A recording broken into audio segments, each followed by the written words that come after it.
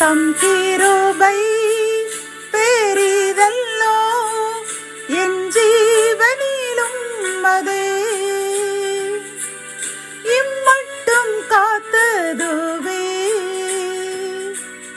இன்னும் தேவை கிருபை தாருமே இன்னும் தேவை கிருபை தாருமே. தேவனுக்கே மகிமை உண்டாவதாக. சேனைகளின் கர்த்தர் ஊழியத்தின் மூலம் 26/1/2026 இன்று நாம் அறியவிருக்கும் கிருபையின் வார்த்தைகள் சங்கீதம் 55:22. கர்த்தர் மேல் உன் பாரத்தை வைத்துவிடு, அவர் உன்னை ஆதரிப்பார். கத்தோலிக்க வேதாகமம் இவ்வாறு கூறுகின்றது. ஆண்டவர் மேல் உன் கவலையை போட்டுவிடு, அவர் உனக்கு ஆதரவளிப்பார் என்கின்றது. இந்த செய்தியை கேட்டுக்கொண்டிருக்கின்ற என் அன்பு சகோதரனை சகோதரியே, கர்த்தர் இன்று நம்மை பார்த்து கூறுகின்றார், நீ உன் மனதில் எவ்வளவு கவலைகள், கண்ணீர்கள், வேதனைகளை வைத்துள்ளாயோ அந்த பாரத்தை என்னிடம் கொடுத்துவிடு, என் சமூகத்தில் ஊற்றுவிடு, அப்பொழுது நான் உன்னை ஆதரிப்பேன். உன் கவலையை நான் நீக்கி உனக்கு சமாதானத்தையும் சந்தோஷத்தையும் அருள்வேன் என்று வாக்கு கொடுக்கிறார். பிரியமானவர்களை, எவ்வளவு அன்புள்ள கர்த்தர் பார்த்தீர்களா? நாம் அவருடைய பாதத்தில் நம் கவலைகளை விட்டுவிட வேண்டும்.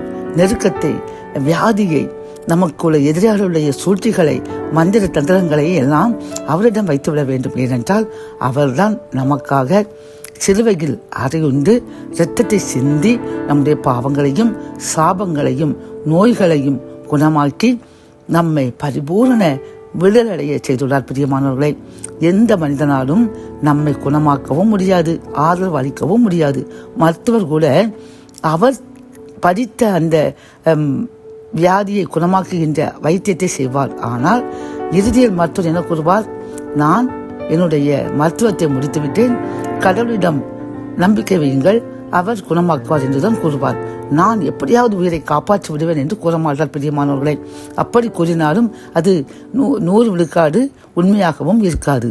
ஆனால் நம் தேவாதி தேவன் இரக்கம் வைத்து நமக்கு ஆயுசை கூட்டி கொடுத்தால்தான் நம்மால் வாழ முடியும். பிரியமானவர்களை, இது நாம் அனைவரும் அறிந்த உண்மை. ஆகவே அதே போன்ற நம் கவலைகளையும் நாம் பிறரிடம் கூறும் பொழுது அவர்கள் கேட்டுக்கொண்டு பிறரிடம் கூறி சிரிப்பார்கள், கிண்டல் பண்ணுவார்கள். ஆனால் நம்மிடம் கவலையாக அதை கேட்பது போன்று நம்மை இறக்கப்படுவது போன்று நடிப்பார்கள். ஆனால் உண்மையாக அப்படியல்ல. அவர்கள் இதயம் நம் கவலைப்படும் போது மகிழ்ச்சி அடையும்.